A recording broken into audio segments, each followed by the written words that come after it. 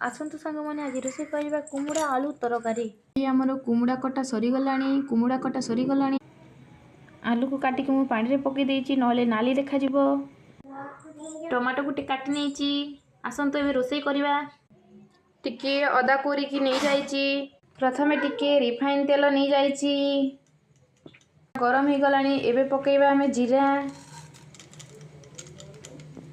अदा नेबा कटा हे देबा कुमुड़ा पकई नेबा आलू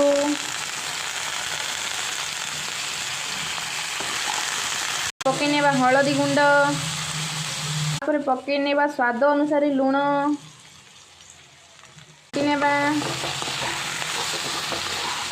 ढांकी नेबा नेबा देखिबा केमती हेछि। टमाटो देखंतु टमाटोटा बिली गला।